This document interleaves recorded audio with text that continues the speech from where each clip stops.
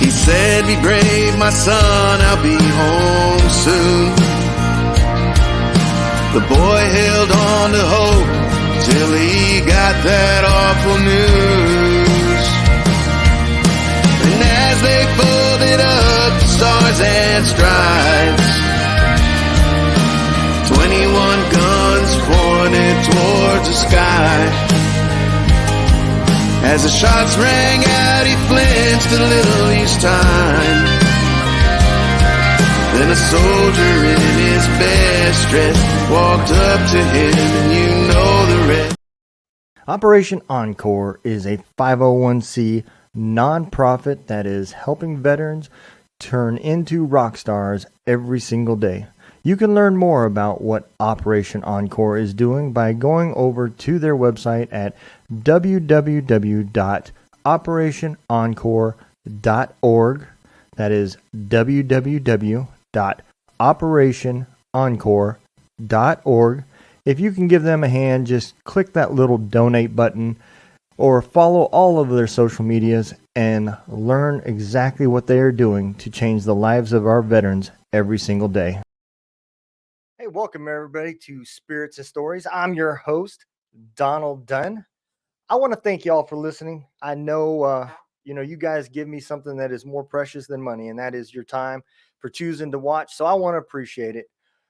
Today, we have got a very interesting guest. I am very interested in things like the paranormal and psychic. I do believe in this type of stuff. I also believe there is a great group of people out there that are doing a lot of good stuff behind the scenes, helping our law enforcement and so forth.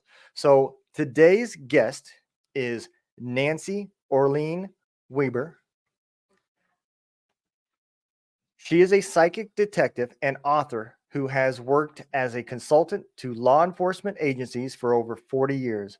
She has written a book titled The Life of a Psychic Detective, which is an autobiography that details her experiences and techniques for finding missing persons and evidence related to crimes. Weber has received endorsements from detectives she worked with and has been featured in multiple television documentaries about her work, which continues to be shown worldwide. Her book also discusses her personal spiritual journey as a psychic and how it has influenced her work as a consultant to law enforcement. Let's bring on Nancy Orlean. There we go. Hey, how you doing? Well, after a few tears that were shed with that song, does everybody shed tears when they hear it? I'm going to, a funny story about that song. So, one of the things that we do, I have a radio station that I run that plays nothing but music from military veterans that are trying to in the industry. And I heard that song from Joe Allen Christie. He is a Air Force veteran. And in my past, I've had to do a lot of military funerals, and I don't think there's anything out there that is more ceremonial than the way a military funeral is done. And he captures that song. That song captures the spirit of how that ceremony is held. So it is an amazing song, and I think Joe Allen Christie is going to be an amazing singer. Probably cost thousands of dollars to team one day. So. I would imagine that somebody who can speak to the heart of anybody, regardless of what they even think of it, right? Yeah. Regardless of their politics, religion, or anything, it goes right to the heart of everything. It was an amazing song. Shout out to him. Tell him, wow. Huh. Catch my breath. Really, really incredible. Brought it home. Yeah. As it's meant to be. Yep. I out of the, I'm kind of biased, and I shouldn't be because I run a radio station, but there's a couple singers that they're on that some of their music just touches me. I mean, I can relate to it. Shannon Book's got a song called Not Alone. Joe Allen Christie with Keep the Flag, which is that song there that we just heard. And then JB Brown's got a few as well. And so some of those songs, man, especially for the veteran community. They really do relate to, because their life experiences. They're singing from the things that they lived. I think it's a teaching moment for people who don't know and don't think about it. And also, as I said, it doesn't matter what political stand, war, no war, peace, it doesn't matter. Yeah. This song has a gift of teaching that few do. I Yeah. know in that way. It was, and I have goosebumps because I need to say something to him when he listens to you. There were two instances in my life. One was driving my car in New York City, convertible, top down, young woman, new group from the UK, first time singing on the radio in the US. I went, they're going to be one of the biggest hits ever, the Beatles. And the second one was hearing a guy from Oklahoma in New York listening and saying, he's going to cross over everything. And he probably will go down in history as the one who crossed everything over and has taken everybody on a ride beautifully. Garth Brooks. Yes. Sometimes you find the heart. And I went to many of his concerts. I forced my husband get up 5 a.m. Don't get tickets. Don't come back without them. So, yeah, well, I knew that the energy of what somebody brings into the music and into the, if anything, I'm a very poor lyricist. I've written 12 songs with a folk singer. I love lyrics. I love poetry. I love essays, novels, nonfiction. I have thousands of pieces of paper all over the house, but they're neatly stored. Mm-hmm. But when I hear lyrics backed up with the kind of music that accentuates the lyrics, Mm-hmm. I know that should be heard by everybody. Yeah. And that song did it. It's rare. It's a rare way of approaching and breaking open hearts. There's an ancient, I think it's Hebrew, saying only the broken heart is an open heart. Yeah. Yeah. And everybody who has a steel trap heart, so to speak, it takes, you don't want to wait for such trauma in your life that you break open. Yeah. You want to hear something like that song to make a difference in you. I pray he gets to be so well known. I don't think I've talked to him. I've met him in person. He comes to a lot of our events. He is an amazing veteran. And he's so humble. I don't even think he realizes the hit that he is saying. I mean, Good. He wrote He that needs song. to be. He And needs to be, because lyrics like that are channeled. yeah. They're from the creator. Yep. We're all instruments. And when we know that, there's no ego at that moment. Could have your ego 2 seconds later. But while you are part of the universal desire to do something productive on this earth, whatever it is, if your ego is put aside, so to speak, you're not thinking about yourself. You're thinking about those listening, those hearing, those who need it, who will benefit, like you're doing, like he did, like the other singers, lyricists you mentioned. Yeah, that's what it takes to be part of a universal ripple effect, right? Yeah. And we call it channeling, but I also think of it as we are instruments of the light. We're instruments of whatever we hold as a philosophy, religion, whatever, but we are instruments. And what we do with it determines who we are. Yeah. No, I completely agree. And the other part of that, kind of like what you just said, is until you find your place and your path, and I don't mean, as a kid I grew up wanting to be a professional football player, but I have learned now, since I've started this nonprofit, that would have never been my path. I'm on the path that I was chosen to be on. And once you get there, you feel it. Something changes inside you that that that you find more of an inner peace because you're enjoying it. And it's truly happiness, not a material happiness. And there's a difference. Big difference. I love listening to this. Oh, it's so cool. Go ahead, keep going. It's so much fun. I love like-minded. I love when people, the priorities. There's something I ask people to do occasionally, to write down 3 of your top priorities in your life. And then when they're done writing that down, I say, now write down the 3 top things you do every day.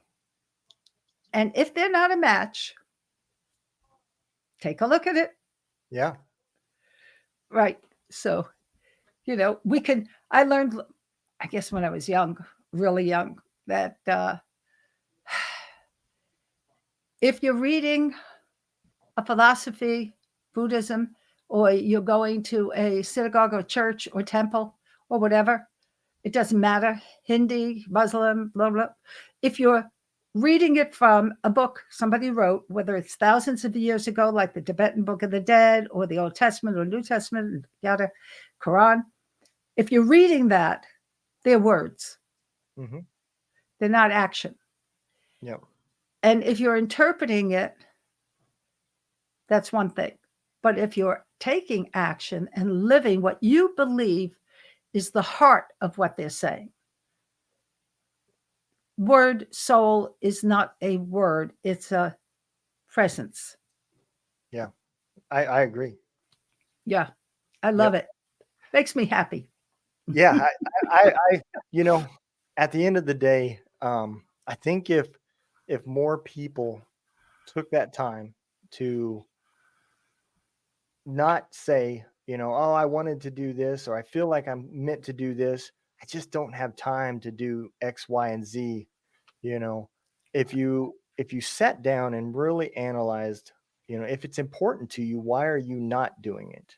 That should be the question that's being asked. And people have not. I get told all the time, I don't know how you do what you do because I work a full-time job. And then when I come home, I work on my podcast show, the nonprofit, up until the time that I go to bed. I run 3 radio channels. I have the magazine for our veteran authors. And I also help with the overall nonprofit that we're building, Heroes Voice Media Foundation. And that entails 5 websites. I run 3 out of the 5 of them. So, but I don't even think about it because it's I love doing it. Exactly. Well, somebody looking from the outside, right? They're measuring. Yep. They're measuring themselves against what you can accomplish. Oh my God, how could you do all that, right? And I like telling them there's no how. I'm 80. I've got more work than I've ever had, more projects than I've ever had. I piled them up. I ran 2 nonprofits.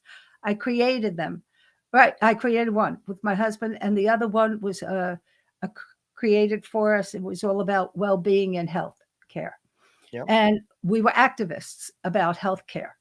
And so I still am. I create certification programs. I teach master instructorship. I create new programs as I go.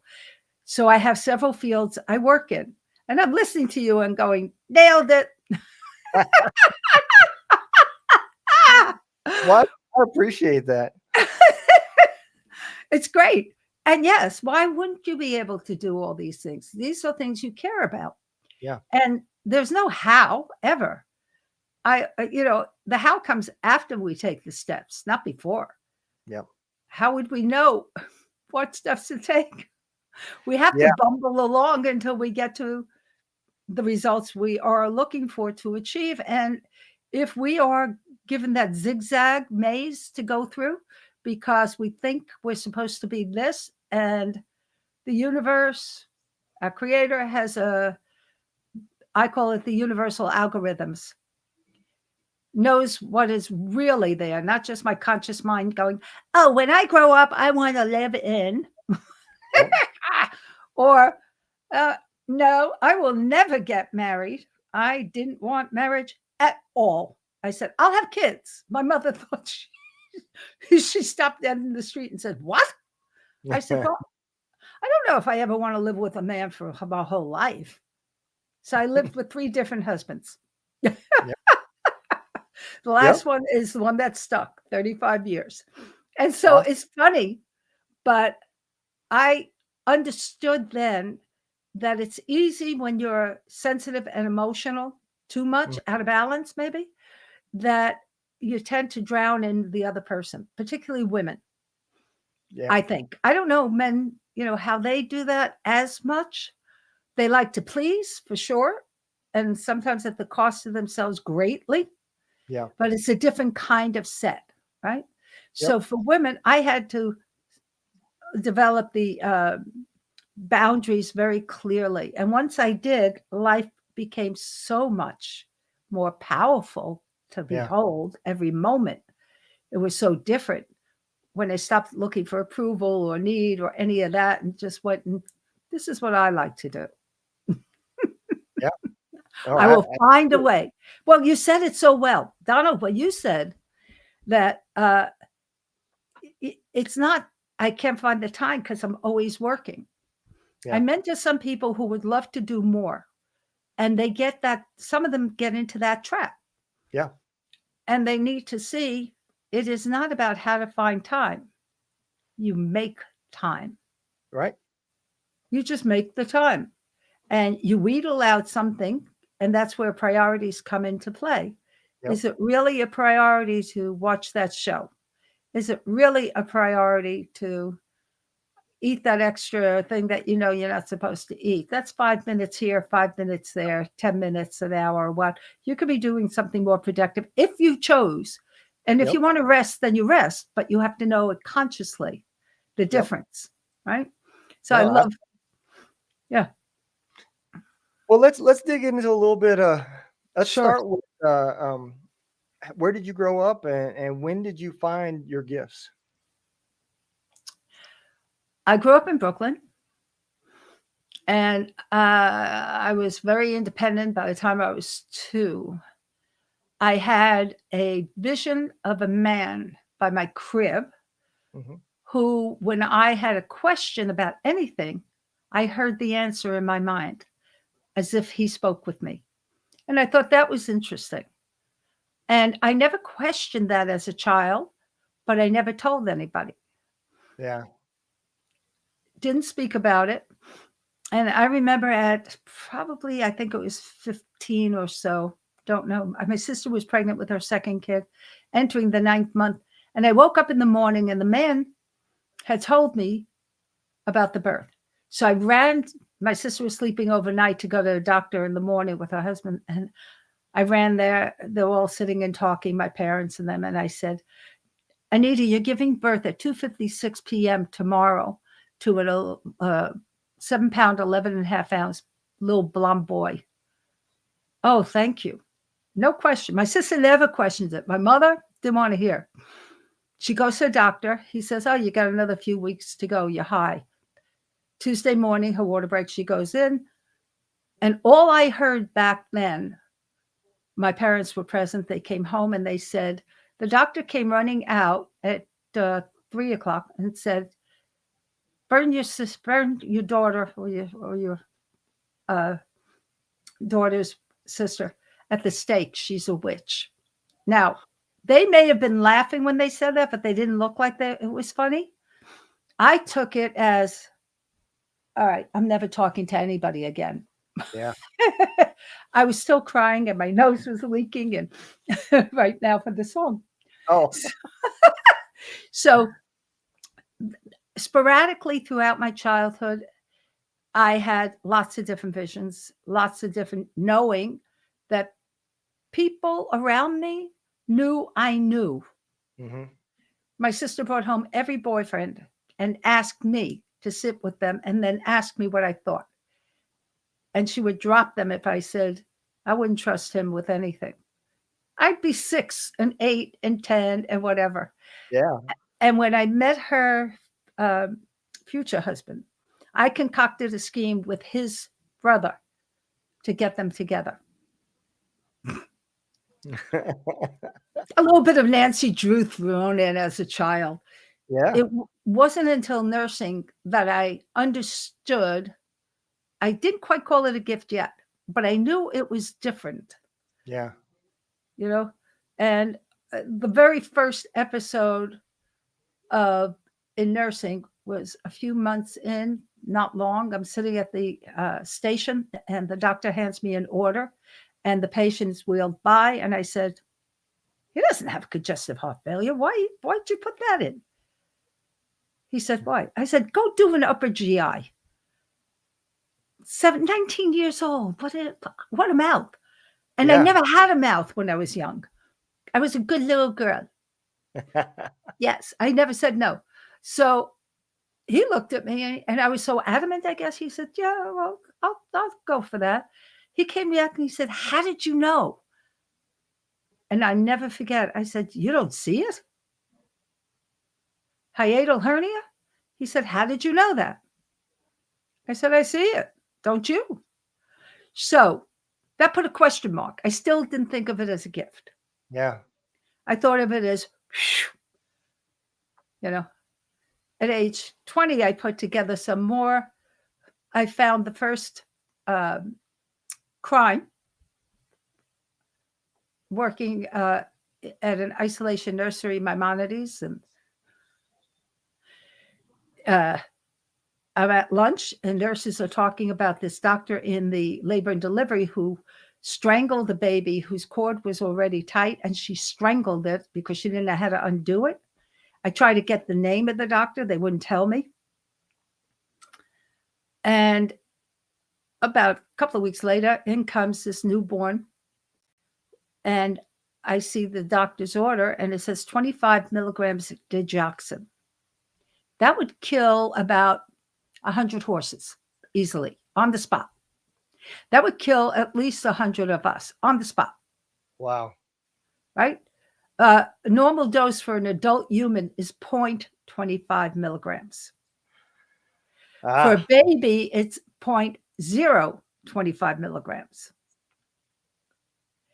So I figured, what can I do? So I called the doctor, and I said, "I need you to take a look at the orders." She argued, "I don't have time." I said, "Well, then I can't give it." So she came up, looked at the chart quickly, and signed her name, and furiously walked out.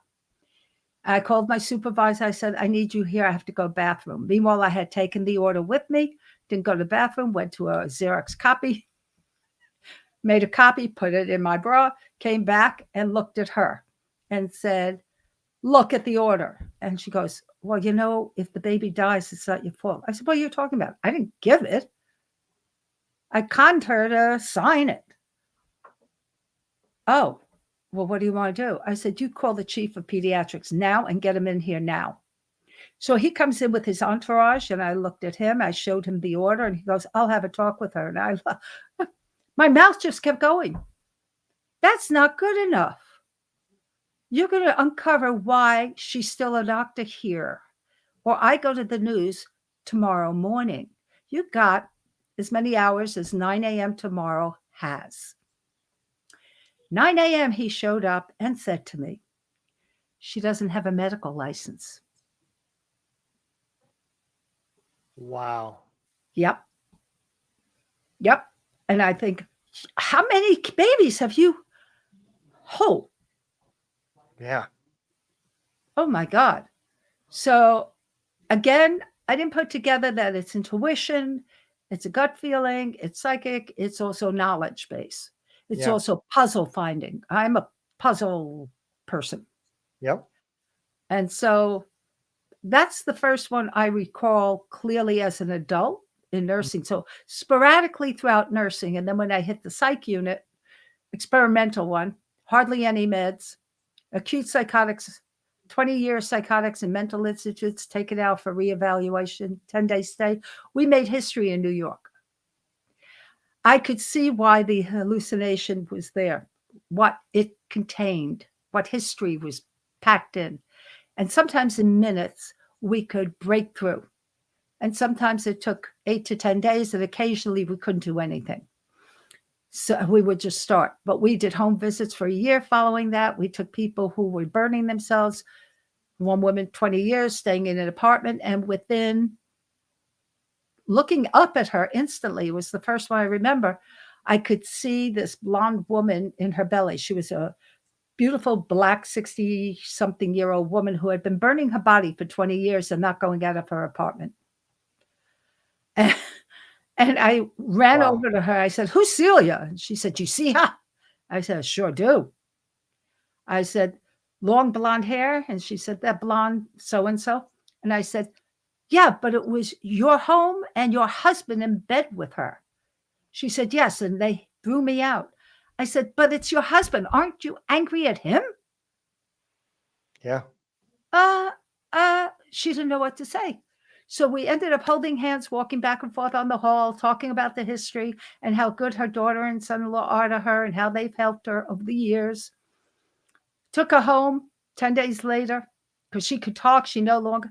And I said, "Is Celia still there?" She said, "Just a little bit." And I saw she had a lot of little figurines of saints. So I made a circle around her as she sat at the kitchen table in her apartment. And I am not, my religious affiliation is more universal. None. But I've had visions of Christ. I've had visions of other things I don't talk about usually. I just slipped it in here carefully. But I usually keep them quiet just because it's not me. It's not my style to go into it. I question everything I do anyhow and everything that occurs. But in the name of the Father and the Son and the Holy Ghost, I prayed for her because that's her prayer. That's her belief. Yeah. So, even as a minister, I have done a wedding in a Catholic church. The priest gave it to me to do. And so I do what they believe in. I love it. Right. And so it's not about me. And it wasn't about me for this woman with Celia. Did a year's home visit. She cooked, she cleaned, she cleared up. She didn't do any of it anymore. It was all gone. And she was grieving over what a so-and-so her husband had been. She got to the truth. So we did a lot of those things. We were on fire with it, literally, until a fire really broke out. And I called it 24 hours before. And the patient who did it wasn't even there at the time. That put it together for me. Wow. It took all that. It took all that before I went, "Oh, this is different." and I had witnesses. I smelled smoke 24 hours before, and I called in my staff and I said, "There's smoke in this empty room, like a fire." And they said, "What drug are you on?" I said, "Very funny." 24, exactly to the minute, the fire was set. Wow. And so a few other things happened. I'm writing it, my third book, and then I left nursing. Between that and my first husband had tried to murder me when I was pregnant with his baby. So I had a physical disability. I had the fire, and I had an offer to be the co-researcher for New York State psychiatry with the head of it. And I turned it down. I had no idea what I would do. Yeah. So I went ahead and had a second child because what else do you do when you say you may be paralyzed? I said, "Oh, well, if I'm going to be, I may as well have 2 kids to play with." Yeah. But I wasn't. I ended up having within 6 months of having my child, my second one, I was working full time as a psychic. Wow. With 3 different psychiatrists either coming for classes or having me see all their clients once a week. Different places, Connecticut, Scarsdale, New York, and Peekskill, where I lived. Just crazy. I mean, it was, what is going on here? But it was so much fun to help people every which way and just say, look, It's not under a nursing license. I have no idea what I'm doing. If you want me to help, let me take a look and I'll just tell you. And eventually one of them said, when he brought clients in, he'd say, "Welcome to the hot seat. Nancy, here you go." I went, "Is that what they think of it?" Oh, I'm in trouble. Oh, yeah, I agree. I agree. How dare they call it a hot seat? Yeah. Thank you.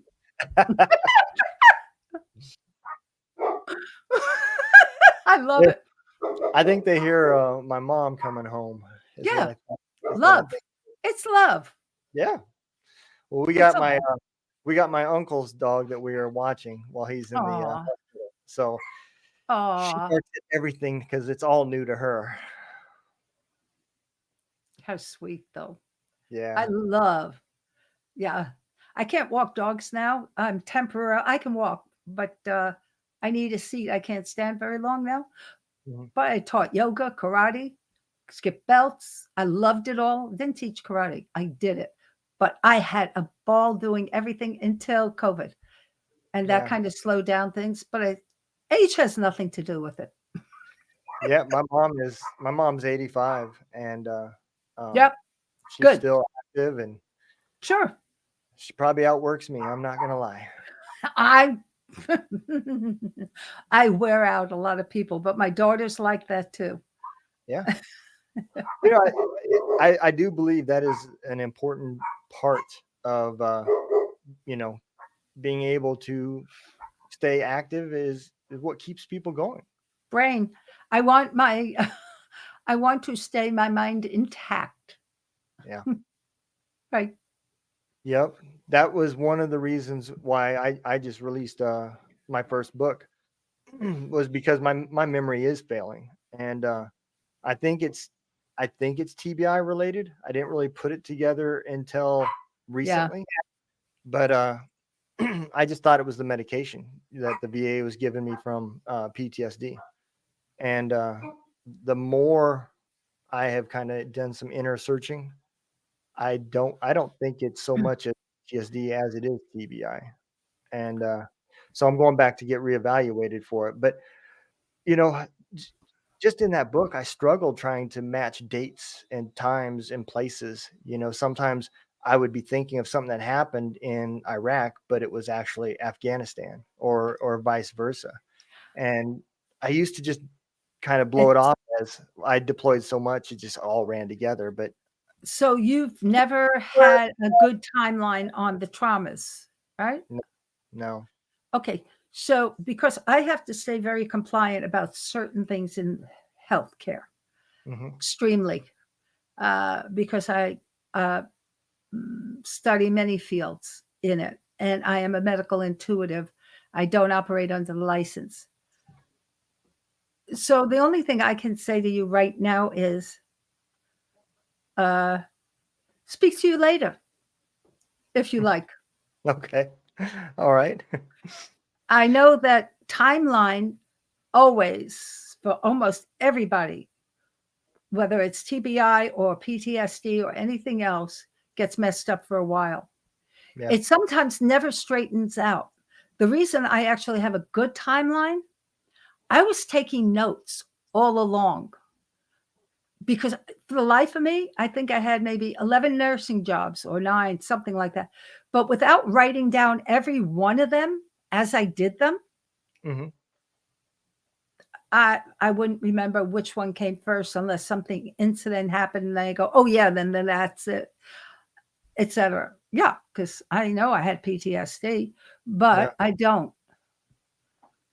And so one of the things I would also suggest to you that I can say is just to support your concerns, not the brain necessarily, but look up adrenal stress index Okay. and just read. Because when it's functioning better, it means that the central nervous system is attempting to heal at least. Okay? Yep. Okay, that's it. Absolutely. Onward. I kind of want to back up a little bit because we covered a lot as far as how you got. But I'm curious, who do you think that person you were seeing when you were in your crib was?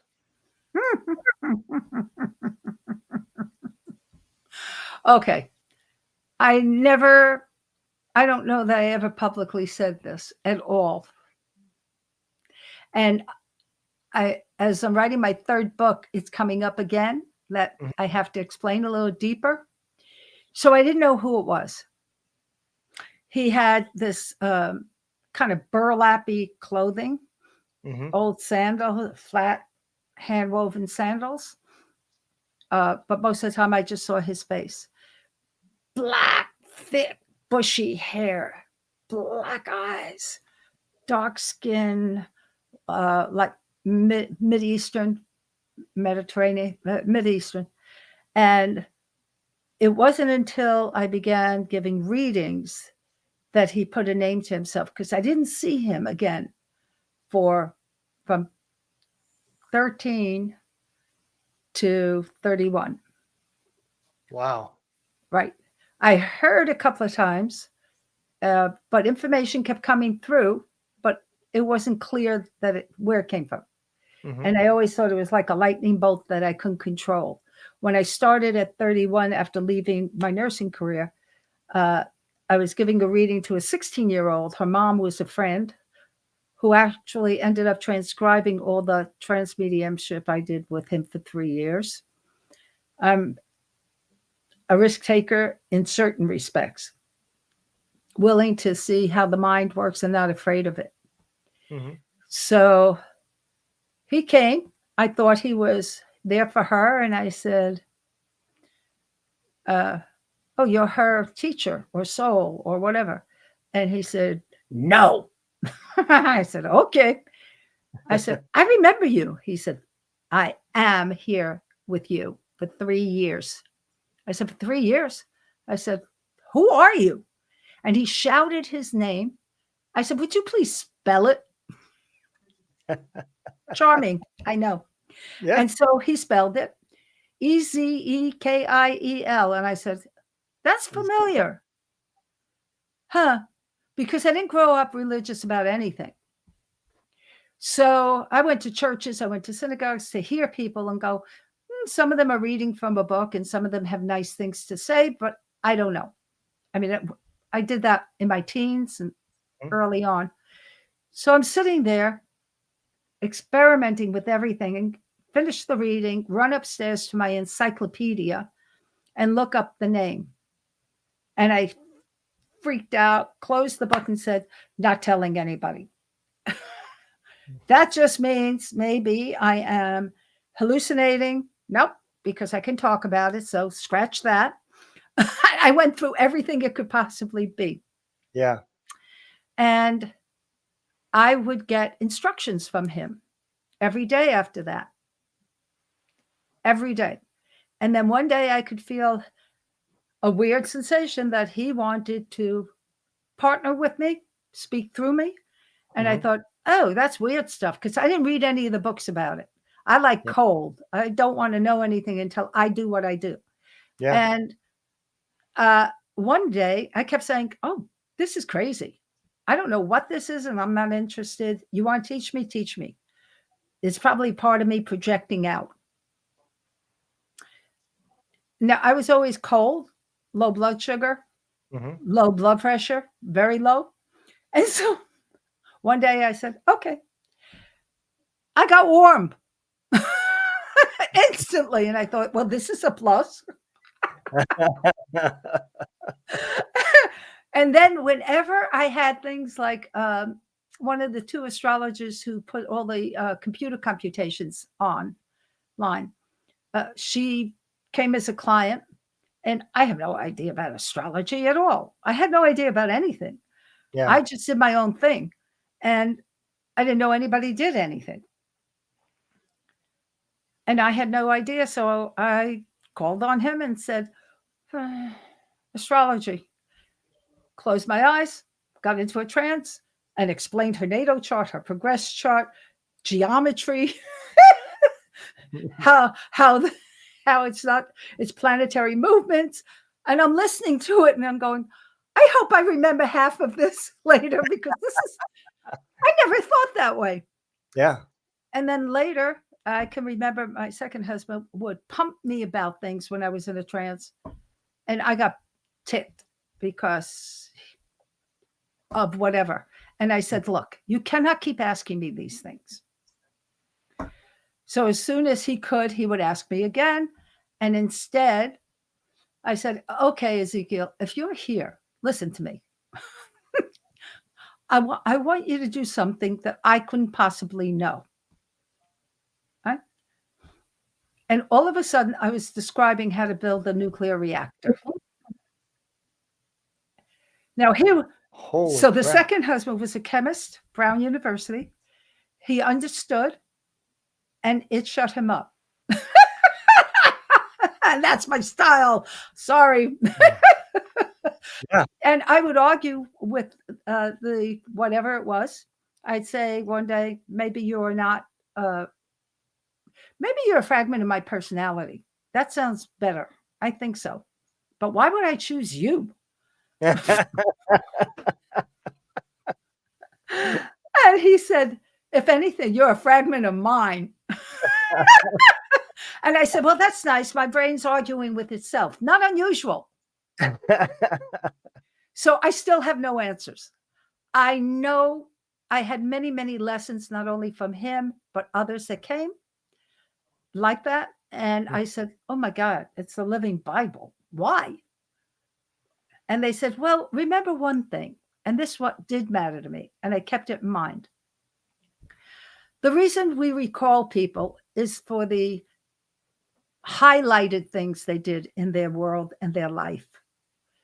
That doesn't mean they didn't have all the same human mistakes and errors. Yeah. And that really put it in place beautifully for me. And then I didn't care who they were. They could speak. Yeah. And so visions of a Christ-like figure where other people saw it but didn't hear it, and it's talking to me. And I'm going, this is interesting. Okay, what else am I supposed to be doing? Just, go for it. If it's harmless, code of ethics. Yeah. No matter what it is, it's a code of ethics, and it is compassion and kinship with all life. Simple. I'm going to apologize because I can't remember her name, but I had another lady on that was a medium, and she said a lot of the same similar things. The first time that she crossed over, it was somebody there that was kind of teaching her, and she really didn't get good details until the more and more and more that they interacted, and now she's kind of accepted and has gone on to do some great things. I do apologize if she sees this. I just, for the life of me, I can't remember her name, but she'll remember. Yeah, I'm sure she will. But I just, listening to you, I thought it was fascinating about how some of the descriptions were really the same. So I think that is neat, especially when you can get it from people that don't even know each other. It's I don't know. It's just really fascinating to have things. The everybody gets them. Everybody has those. Absolutely. But the more and more that I start researching it and learning about remote viewing, that the government, has had it or has a program with it. Yes. And all that stuff is just so fascinating because I do think the mind is capable.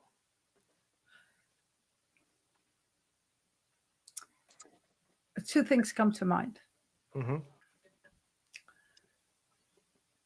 I think there was a time perhaps on this earth where people knew and didn't argue the point that there is more than a body. Yeah. And it's not just a word. Yeah.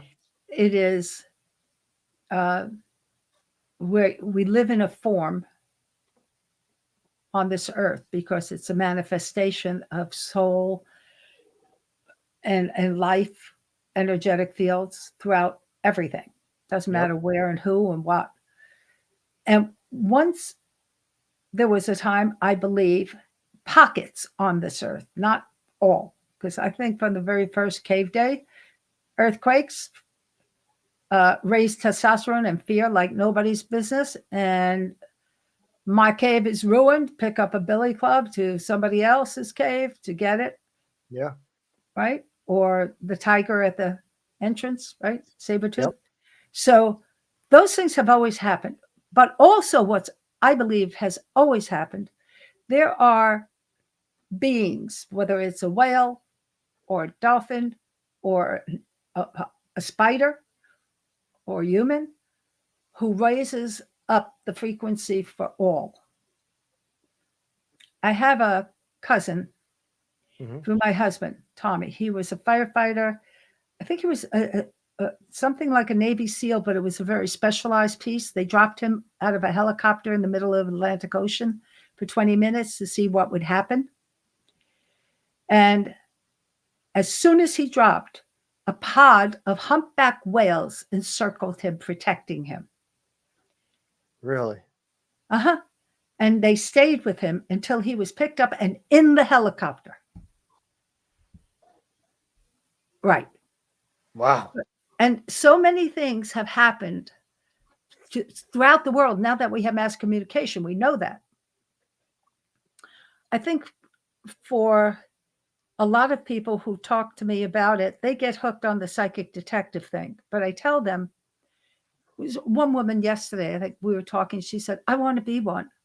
I said, can you live with what you see for the rest of your life? You tell me you are very empathetic. So am I. But I also have boundaries. And I know when to fall apart and when not to. Can you do that? I said, if you can, then happily I can train you. But you need to know the negatives along with the positive, the pros and cons for yourself as an individual. And can you put all ego aside and not care if you are right or wrong? And can you live with never knowing the answer? And if you cannot, don't go near it. Yeah. And if you think you're not part of the team, but you're it, don't go near it. I said, just think about that. And if you like it, come on in. If you don't, stay away. But what it does is the same thing for everybody who has a passion like you do, like the songs that are written by the vets, like so many that we run into that have a passion for doing good in the world, right? What it taught me is if you can focus working in a team with law enforcement of any kind, I've worked with commissioners and federal agencies and locals all over the country, different things. If you can live with it well, right? And not need pat on the back, right? And not need others to say, oh my God, look at how you did it. Quite the contrary. You're dealing with horrible things. There's nothing to brag about. There's nothing to boast about. There's nothing to do anything about other than do what you can and leave the rest to our Creator. You're called in on a mission, do the mission. You're not called in, say no. They ask, well, why don't you do it when you're not? Why don't you just, Summer Wells, the baby. There were people who got nasty as all hell with me.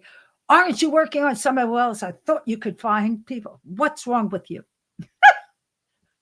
And my answer would be, well, number one, I never talk about anything I'm working on or anything that's not fully adjudicated. And certainly never on social media. Yeah. Thank you for asking. That's my whole answer to everybody about everything. I took an oath as a nurse, as a minister, and as an auxiliary police officer. I took training at the academy upon request. And I've had 2 badges, etc. So my favorite badge is in my wallet, in the police wallet. I won't. Being female though, I will not take a regular wallet. People have tried. My daughter runs a store and she goes, "Do you want?" No. I earned this one. I love this one. It Yeah. represents something very unique and very dear to my heart. And I think it's really important to understand that whatever we do is benefiting us in focus, in challenges. You talk about you probably have a TBI. Well, everything you are doing and having created and focus is helping heal it, whether you cognitively can chart it out or not. It becomes this quantum leap of, oh, suddenly everything's working right. Did you ever hear the ginkgo biloba tree? I have not. Okay. It's the oldest living tree species on the planet, 2 million years old, I think. And the wild species is now rare around the earth, but we have it in New York City. We have it everywhere. It's a double leaf biloba. In Hiroshima, it was the only thing that regenerated. Wow. A friend of mine, when it came out as an herb, a friend of mine had started taking it and said, "Hey, meet me at a restaurant for lunch." I said, "Oh, great." Well, I could, at that time, we didn't have GPS. I could get lost in a paper bag in east, west, north, south, although I crisscrossed the country several times fine. But AAA hated me when it came to certain areas. And so I get the the directions from them. And I say, "Okay, now reverse it." They said, "Just reverse it." And I go, I'll land in another town. I don't know. So it was this particular area where the restaurant was that had about 6 different big signs up about where to go. And that would drive me around knowing I better have a full tank because until I find my way, who knows? Yeah. So I got to the place because I knew how to get there, but I couldn't figure out, am I east or west? That kind of thing. So we sat and had lunch, and she handed me a capsule of ginkgo biloba from West Germany, the first ones.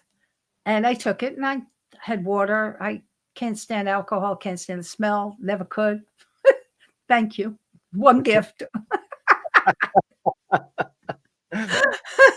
Yeah. Oh, hey, I worked in South Bronx. Different world. I bet. Oh, yeah. So do I. and I get in my car. I look at the signs. I go, oh, okay. I have to go west.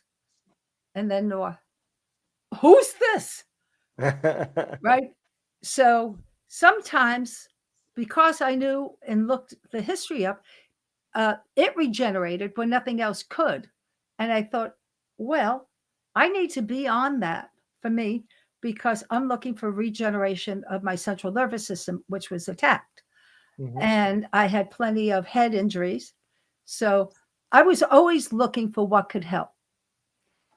And what I also found is, as you do, when you're productive, you're not afraid and you're not worried. Correct. So it lowers the stressor hormones. Big time. Producing anything, I don't care what it is, right? Yeah. It's like you're reading from my book because there's a chapter where I talk about this, and not everything that I did this with was positive. I got into Texas Hold'em, and I was when you're either in or you're out, and I was all in, as they say. From the time I got off work to sometimes 2 hours before PT and had to put my uniform on and go back to work.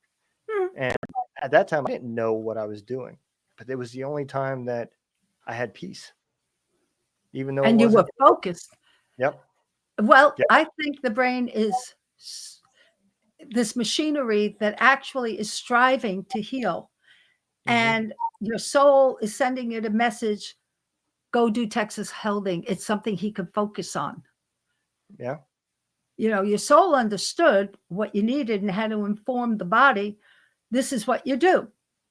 But as you were saying that, and it's in your book, I'm going, okay, brother, we're writing the same book. A little different, I must admit.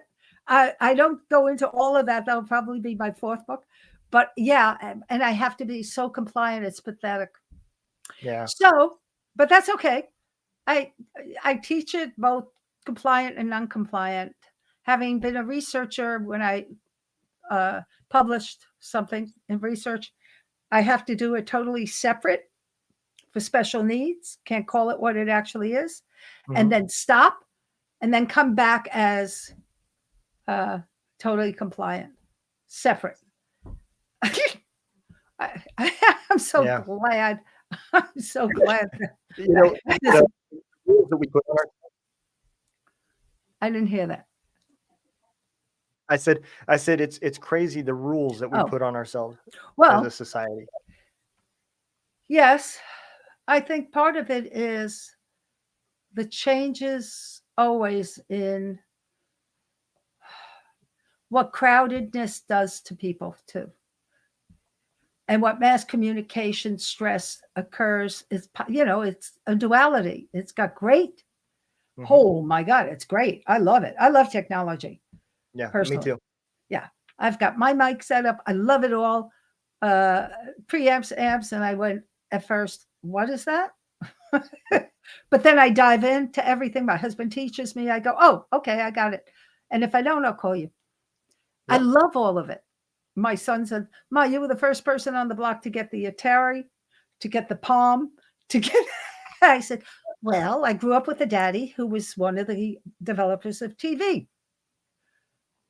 We had the first TV on the block. Wow. Right. I'm looking at it all and going, I love it all, but I also know the dangers of them. And when you have all of it pouring out to let everybody know how horrible some things are, you have to counterbalance. Yep. Right. Yep. So for me, the life of a psychic detective came about because I was frustrated with I'm not going to teach everybody the techniques I learned one-to-one or small groups, because I like small groups. I like to know people. I better put it in a book. It's simple. And so every adjudicated case that I wanted to give in depth with the detectives, interviews, etc., and all their talking, I put exercises gleaned from those cases so that anybody can develop for everyday life. What people, I think, don't know, it's not a separate category. It's just a different focus. It's like a kaleidoscope. You turn it one way, you're looking at, what do I want for dinner? And maybe I'll make a nice something recipe out of my head. And you turn it another way, and let's go talk to somebody who just passed over and pray for them and see if we can help them. And you turn another, etc. And then speak to the animals. My second book is all about communicating with animals. And a little yellow fish who I loved. Yeah. Oh, he was wonderful. In the ocean, in the British Virgin Isles. Stayed with me. Bumped my nose, sat on my face, sat on my hair. Oh, it was so cool. I love all that. Because there's consciousness everywhere. We know it. I think science put it out recently. We're proving there's a universal consciousness. Let's see. I bet you all the tribes back when knew that. And the Hopis knew that for sure. Yeah. I've seen, I don't remember what show, but I watched or listened to a podcast. And it was on the Sean Ryan show with the guy, the first remote viewer. He talked about tests that they did, testing plant life for. Oh yeah. Oh sure. And the lie detector test. Plants. Yeah, I read that book. I read early on in the 70s. Plants, when it came out, it was like, yay, of course, because Marcel Vogel Marcel Vogel, Vogel, anybody can look up, was a patent designer for IBM, and lots of patents, lots of unique things. Went to Russia behind the Iron Curtain once, whose best friends or arch enemies, you can call it whatever, with Dr. Andrea Puharich, who lived 10 minutes from me. And so I met Marcel. And it's one of the things he liked to do is take any plant and just talk to it. Plants don't lie, right? Yep. And we all got exactly the same thing about it. So I have in my basement a gifted plant of philodendron, split Philly. I call her Philly. For 40, I think it's 43 or 44 years. She had 3 leaves when my girlfriend, who's now passed over many years, gave it to me. She could grow anything but that. And Audrey is my best friend. Audrey is now 5 feet tall and 6 feet wide and has babies constantly, whether we remember to water her or not. Audrey has babies and she's so proud of them. So yeah, everything has a consciousness. That's what a guy in Germany wrote about his work with saving trees. He knew that they supported each other. He needed to prove that their root systems go and feed even stumps. They support each other. So the funny part for me is the left hemisphere of the brain is the Western hemisphere of the globe. The right hemisphere is the Eastern. And so in the West, unless we can laboratory analysis prove it, it doesn't exist. Once we prove it, it exists, but it's been there all along. And I go, okay, when you catch up with it, that'll be good. It's the whole brain. And so, and it's the whole soul coming through. And I think the only thing that does that is our priorities are heartfelt. And as you started it before, early on, this conversation, somebody said, I'm not looking for fame or money to be a psychic, as if. And I kind of smiled and I went, oh, what do you eat? Where do you get your money to eat? I know where I get mine many decades. I am most of the support financially, one way or the other, for different reasons in my life, for my children, forever. And then at 80, I'm working more than ever, but I love it. If I didn't love it, I would have to find some other way, but I wouldn't do anything I didn't love. I always think the old song, I think it was Ernie Ford or so, 16 tons, I say it differently. Sold your soul to the company's gold. Yeah. I feel like that from about 7 a.m. to 3 p.m.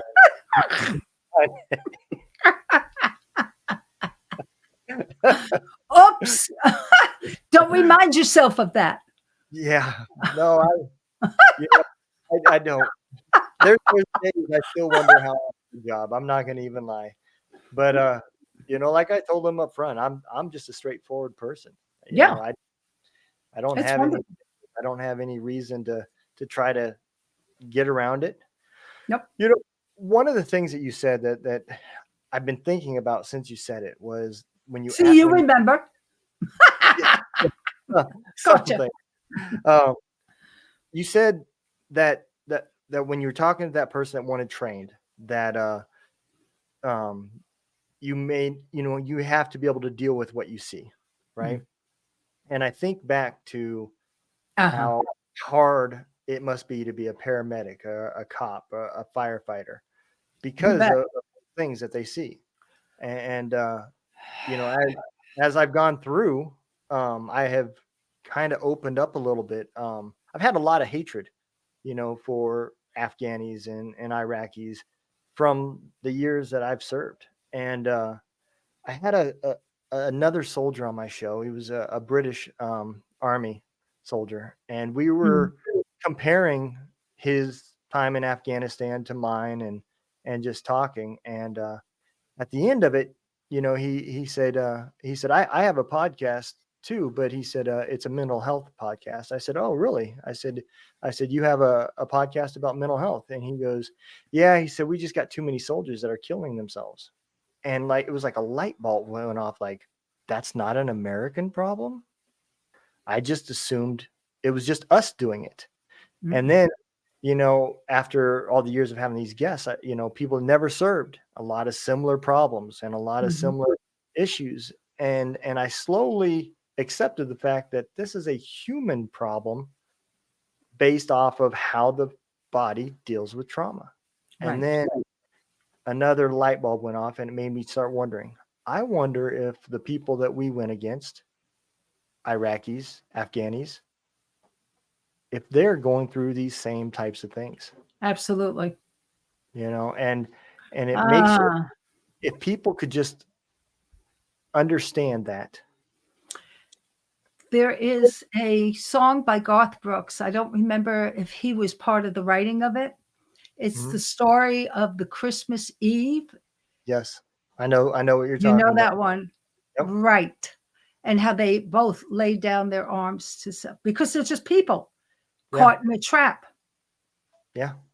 Everyone who doesn't want to go to war and goes. Others have a very different take on it, and they do experience it differently as a result. They keep the priority of what their belief is very strong in them, and they don't have they have a different after effect. Mm-hmm. Some good, some not, but it's a different after effect. Right. Right. But they're human. The whole world is, it's one of the detectives, retired, I think Captain George Duca, good friend who's not retired. He just left that to do more when he retired from there. He's a great guy and has done some TV shows. It's a really cool person. He's on one of my Soul Talk with my name YouTubes, and he is just the neatest soul. So he risked everything. But the 17-year-old who was brutally raped and tortured and murdered in the woods, he had to stand over her body. I don't remember the year, 1980 something. Everything was the only ones I could talk about it that far back. But when we were doing a documentary, we talked about that. And he said, I still can see it all. It was the hardest thing I've ever experienced, is just staying, knowing what she went through. Yeah. And all of them, I say a lot of them, fish or golf, the men. The women get rooted in whatever it is they're rooted.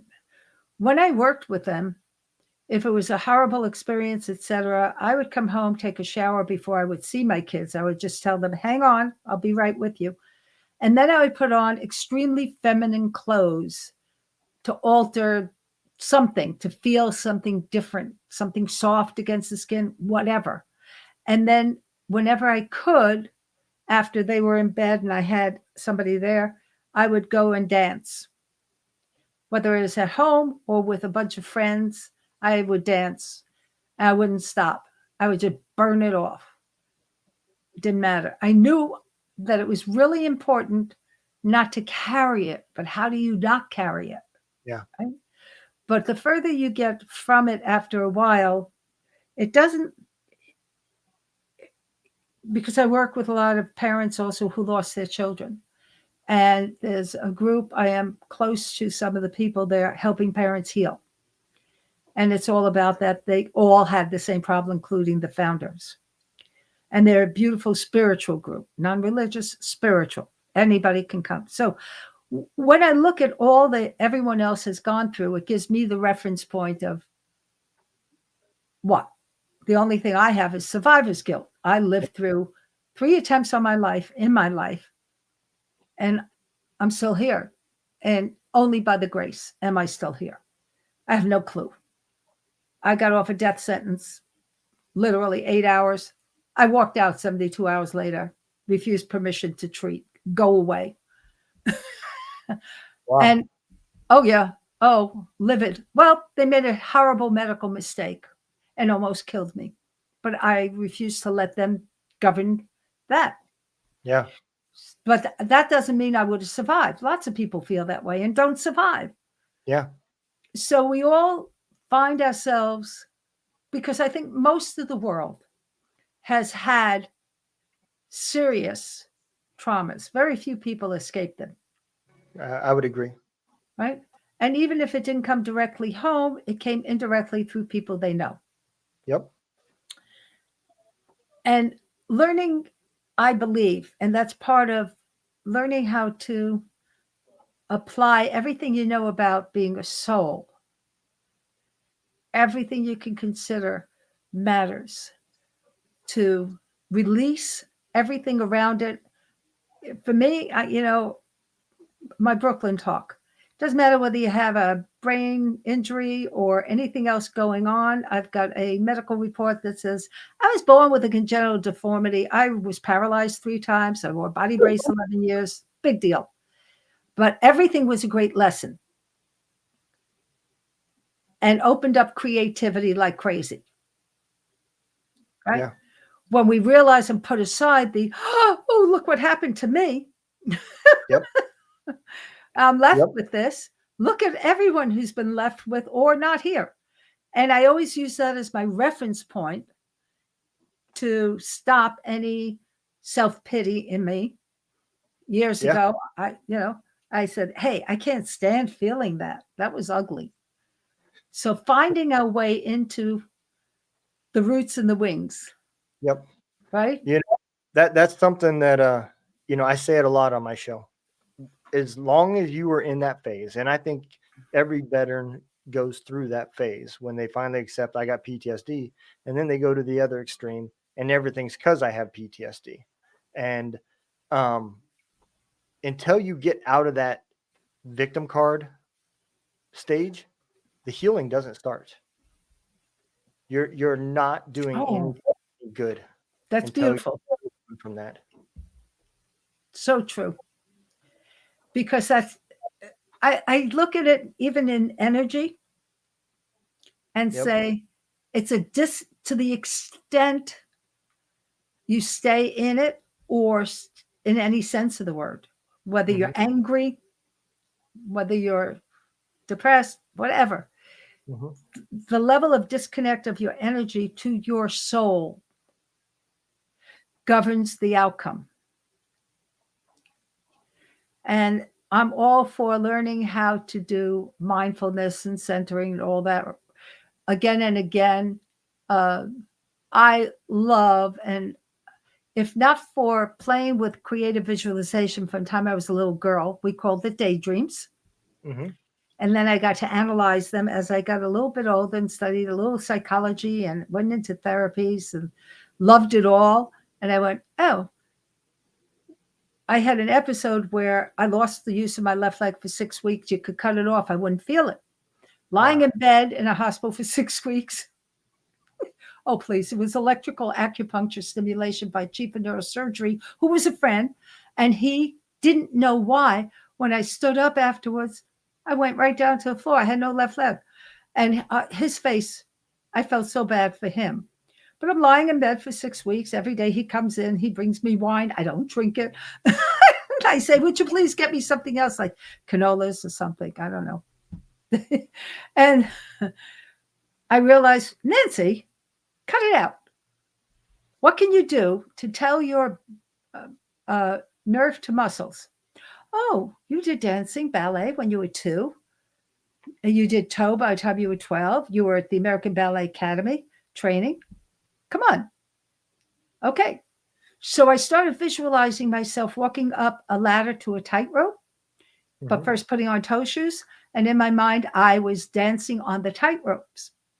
I wrote a blog on it because I thought, hey, folks, if you think you're in a bad position and you see yourself just free of pain or free of this, it's not enough. You've got to give yourself that big, big stretch outcome emotionally, physically. Everything has to be combined. And then magic. So I did that most of the day, 3 days in a row, and then I walked like nothing ever happened. And nobody, they couldn't figure it out. I said it was inflammatory because I have no sciatic root. I have like 12 inches of scar tissue. But I walk, I can run, I can dance, but limited time. Right. But I don't care because I like what I'm doing. Yeah. The focus is different.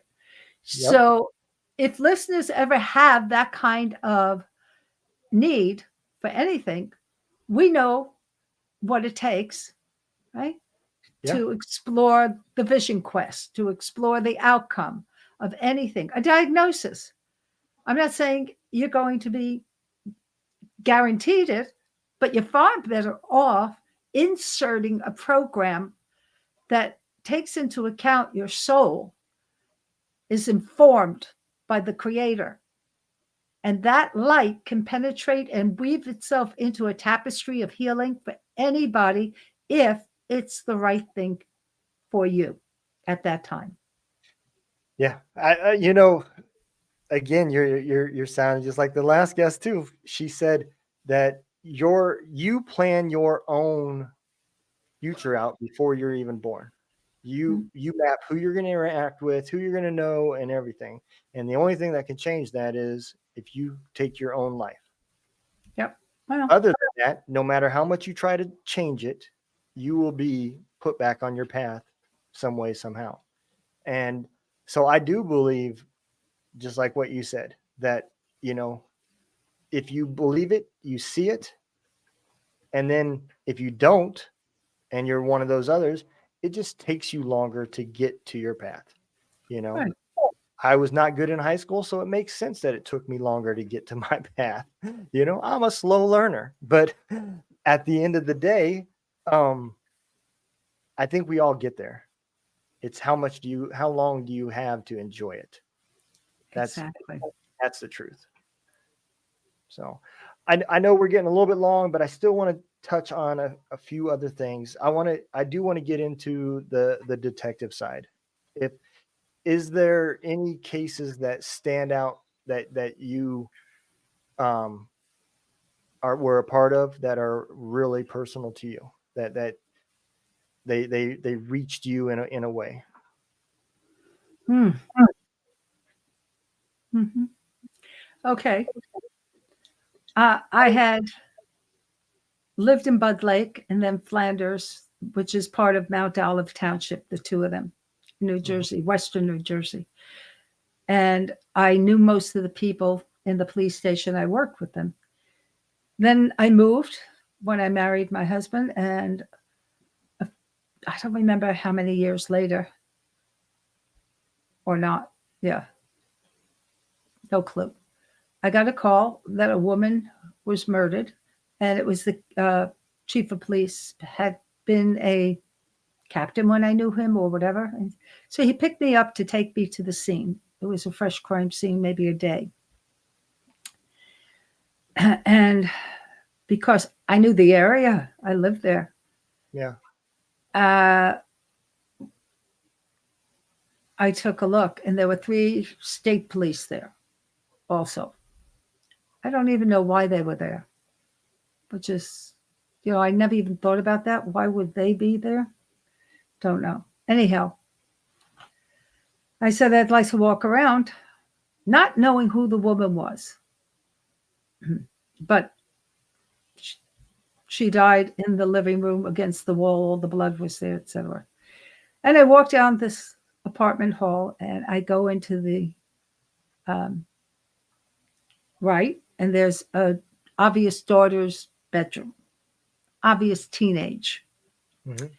And on the ceiling in red paint were all kinds of anger. And I laughed, and I thought, oh my God, her mom is great. I don't know what I would have done if my daughter did that. She already destroyed one carpet when she was growing up, but it was spray paint. It wasn't words. And it wasn't the ceiling that you have to off. I go, oh my God, her mom was so good to her and knew she needed to express it. Wow. So I come back out and I go into this tiny kitchen and I see a cup in the sink, and I think that's so unlike the woman. She was meticulous. That was the feeling. And a small window above, very small. And I looked out and I see a gazebo, and I think I see the killer there. And I come back and I describe him. In my mind, I see the killer. And I say, he's a druggie. He was looking for drugs, couldn't find it, killed her. Well, how'd he get in? It was a locked door. I said, that's your problem, not mine. I said, I don't know those things, and I don't have the forensics or anything else to go by. I just know what I see. So I'm just giving it to you. Use it, don't use it, do what you want. Yeah. I said, so they said, no, we know it's her daughter. I said, how do you know it's her daughter? She came out screaming, crying. They said, yeah, but she's it. We thought it was one of her ex-boyfriends because she's a tramp. Wow. Uh-huh.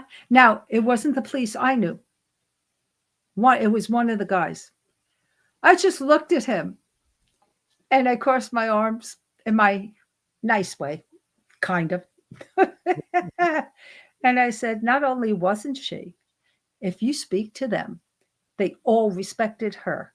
She let go of all of them because she was looking for the right fit for her daughter and her.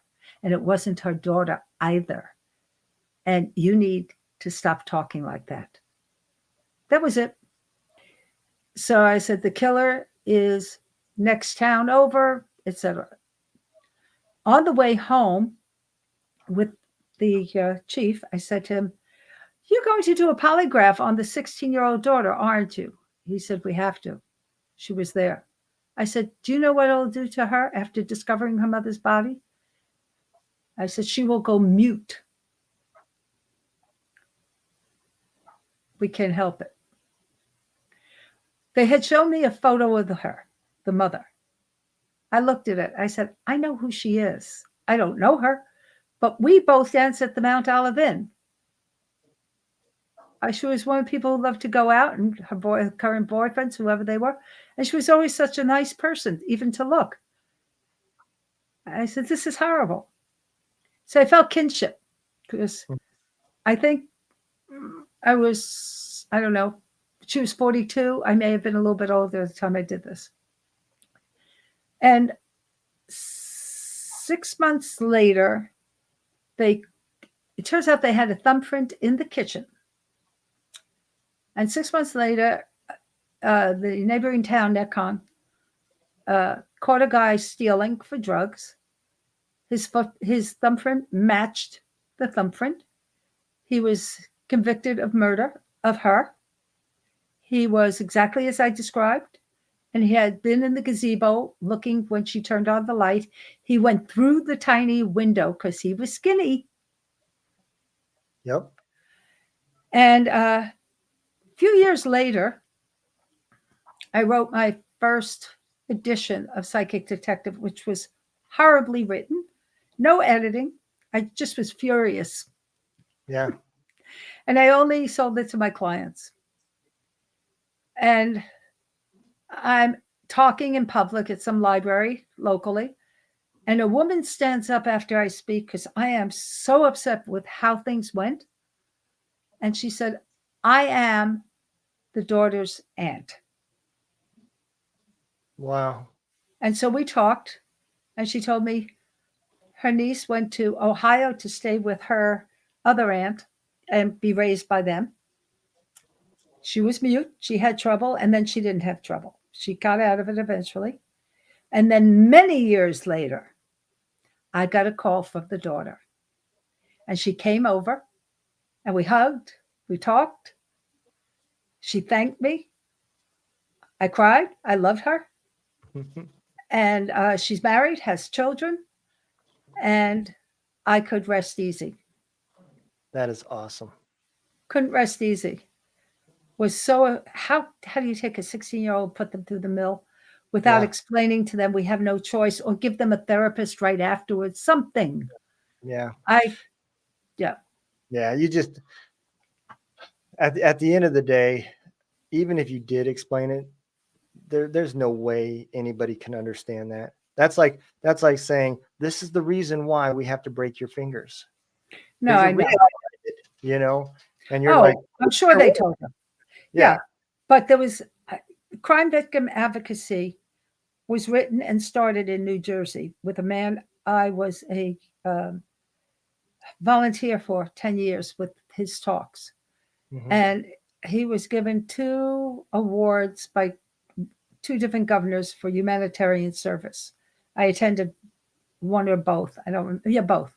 And what I saw was how hard it is to understand what mental health rights are, what victim rights are for too many people who are so busy they can't be bothered.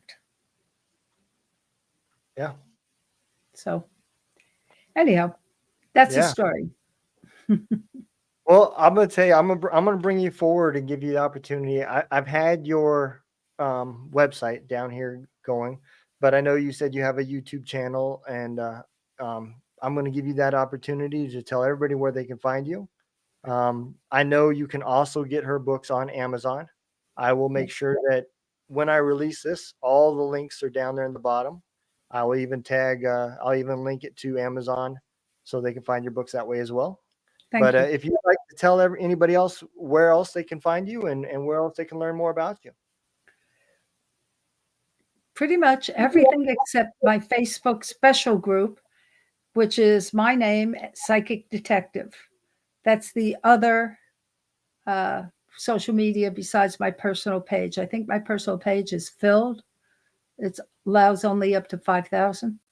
So that's the only other one. Everything else is on my website. They can be found, whether it's in-person retreats or online courses or whatever I do.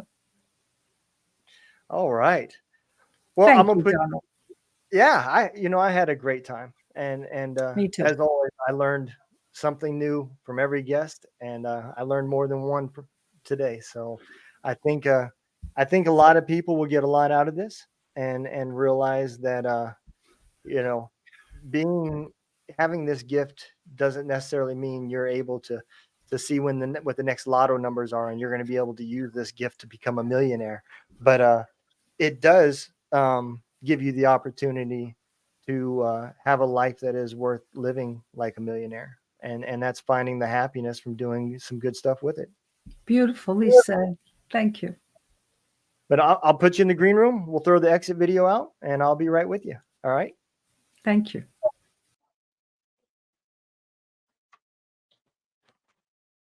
All right. So as we said, there is a lot that goes into having a gift like this. It's not just about I'm going to do great things and life's going to be good. There's negative with positive.